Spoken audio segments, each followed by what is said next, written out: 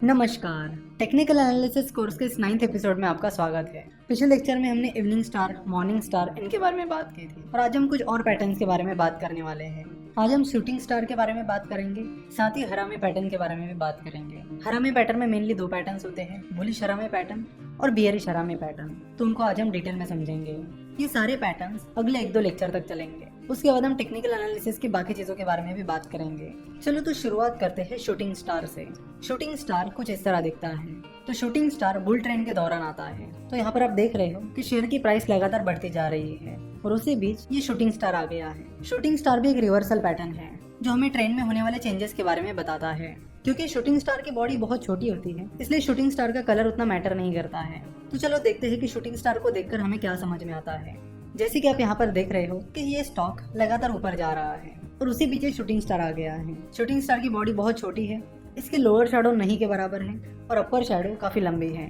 तो ये shooting star हमें बताता है कि बुलिश ट्रेंड के दौरान मार्केट ओपन होने के बाद स्टॉक की प्राइस अच्छी खासी ऊपर चली गई, लेकिन बुल्स उस स्टॉक पर अपना मोमेंटम बना नहीं पाए और दिन के आखिर तक स्टॉक प्राइस फिर से उस ओपन के पास जाकर ही क्लोज हुई।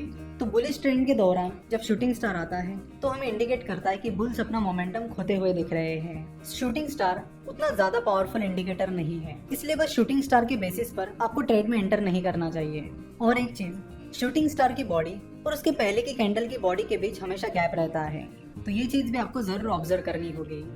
तो शूटिंग स्टार के बाद अब हम बात करेंगे हरामी पैटर्न के बारे में। देखो, कैंडलस्टिक चार्ट की ये जो भी नाम है वो सारे जापानीज नाम है। तो पुराने जमाने में जापान में हरामी का मतलब होता था प्रेग्नेंट। तो यहाँ पर हरामी का मतलब है प्रेग्नेंट, ना कि आप जो समझ रहे हैं वो। तो पहले हम बात करेंगे बुलिश हरामी पैटर्न के बारे में। बुलिश हरामी पैटर्न कुछ इस तरह दिखता है और डाउन ट्रेंड के दौरान आता है।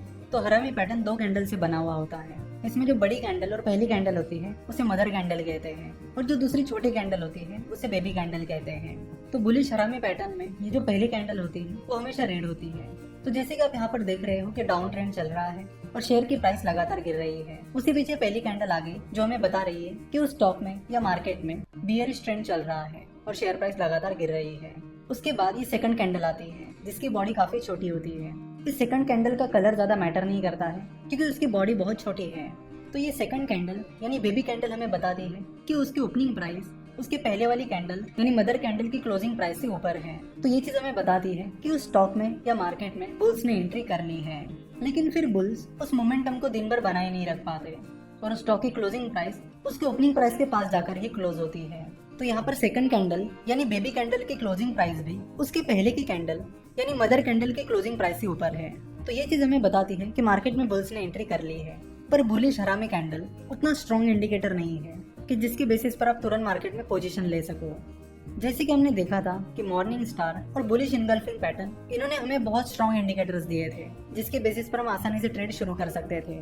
पर यहाँ पर बुलिश हरामी पैटर्न का इंडिकेटर उतना स्ट्रॉन्ग नहीं है। ये बस बता रहा है कि उस स्टॉक में या मार्केट में बुल्स ने एंट्री कर ली है। पर बुलिश हरामी पैटर्न को देखकर आप समझ सकते हो कि बुल्स पूरे दिन भर अपना मोमेंटम बनाए नहीं रख पाए, जिसकी वजह से आप कॉन्फिडेंटली अपना ट्रेड शुरू नहीं कर सकते। तो हमने देखा था कि इनगल्फिंग पैटर्न में दूसरी कैंडल पहली कैंडल को कवर कर लेती है और जैसे कि आप यहाँ पर देख सकते हो कि हरामी पैटर्न में पहली कैंडल दूसरी कैंडल को कवर कर रही है। तो बुलिश हरामी पैटर्न में चाहे पहली और दूसरी कैंडल की जो शैडोज है वो कहीं पर भी हो, लेकिन पहली कैंडल की बॉडी को यानी मदर कैंडल की बॉडी को बेबी कैंडल की बॉडी को कवर करना होता है। तो बुलिश हरामी पैटर्न को आइडेंटिफाई करते वक्त आपको ये चीज हमेशा ध्यान में रखनी होगी। चलो तो बात करते हैं बियरिश हरामी पैटर्न के बारे में। बियरिश हरामी पैटर्न कुछ इस तरह दिखता है। तो बियरिश हरामी पैटर्न की जो पहली कैंडल होती है यानी मदर कैंडल होती है वो ग्रीन कलर की होती है और जो दूसरी कैंडल होती है यानी बेबी कैंडल होती है वो कोई भी कलर की हो सकती है। क्योंकि उसकी बॉडी बहुत छोटी है इसलिए उसका कलर ज्यादा मैटर नहीं करता है।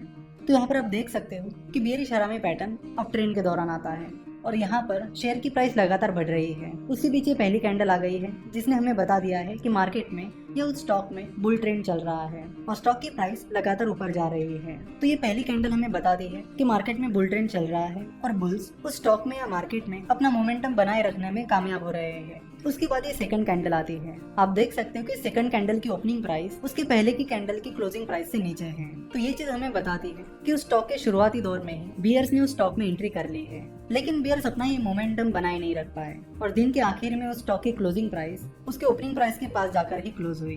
तो और एक चीज आपको यहाँ पर जो देखनी है वो ये कि उस स्टॉक की क्लोजिंग प्राइस अभी भी उसके पहले की कैंडल की क्लोजिंग प्राइस से नीचे है। तो ये चीज हमें बताती है कि उस स्टॉक में बियर्स ने एंट्री कर ली है। तो यहाँ पर इस बियरिश हरामी पैटर्न ने हमें इंडिकेशन दे दिया है कि बुल्स ने उस स्टॉक में एंट्री कर ली है। लेकिन ये इंडिकेशन उतना स्ट्रांग नहीं है, क्योंकि आप देख सकते हो कि इस बियरिश हरामी पैटर्न में बियर्स अपना मोमेंटम बनाए नहीं रख पाए, जिसकी वजह से बियरिश हरामी पैटर्न से हमें जो सिग्नल मिला है वो उतना स्ट्रांग नहीं है जितना कि इवनिंग स्टार का था या फिर बियरिश एंगल्फिंग पैटर्न का था। इसलिए बियरिश हरामी पैटर्न के बाद तुरंत मार्केट में पोजीशन लेना रिस्की हो सकता है। तो पहले हमने देखा था बुलिश हरामी पैटर्न। तो बुलिश हरामी पैटर्न के बाद अगर आप एक्स्ट्रा रिस्क लेना चाहते हो तो आप बाय पोजीशन ले सकते हो। सिमिलरली बियरिश हरामी पैटर्न के बाद आप अगर ज्यादा रिस्क लेना चाहते हो तो आप उस स्टॉक में शॉर्ट सेल पोजीशन ले सकते हो। बेहतर होगा कि आप पावरफुल सिग्नल्स की तरफ ध्यान दो और उनके बेसिस पर मार्केट में पोजीशन लो। तो आशा करता हूँ कि इस एपिसोड से आपको शूटिंग स्टार और बुलिश और बियरिश हरामी पैटर्न के बारे में अच्छे से जानकारी मिल गई होगी। धीरे धीरे इन पैटर्न्स को समझते समझते हम पूरे कैंडलस्टिक को एनालाइज करना सीख जाएंगे, जिसके बाद चाहे कोई भी चीज हो आप तुरंत उसे आसानी से एनालाइज कर सकते हो कि ये पैटर्न कौन सा हो सकता है, इसका मीनिंग क्या है और उसका इंडिकेशन क्या है। आने वाले 1-2 लेक्चर्स में हम और कुछ पैटर्न्स के बारे में बात करेंगे। देखो, टेक्निकल एनालिसिस उतना डिफिकल्ट नहीं है जितना आप समझते हो। अब अगर इसे ध्यान से समझोगे, हर एक पैटर्न को अच्छे से समझोगे, तो आप बड़े आसानी से टेक्निकल एनालिसिस को सीख जाओगे। आगे चलकर टेक्निकल एनालिसिस में और भी कई सारी इंटरेस्टिंग चीजें आने वाली है, जिसको सीखते हुए हमें काफी मजा भी आने वाला है। तो आशा करता हूँ कि आपको आज का एपिसोड पसंद आया होगा। हमसे जुड़े रहने के लिए आप हमें फेसबुक, ट्विटर और इंस्टाग्राम पर फॉलो कर सकते हो। साथ ही आप हमारी वेबसाइट www.finnovations.com भी विजिट कर सकते हो। हमसे जुड़े रहने के लिए आपका बहुत बहुत धन्यवाद।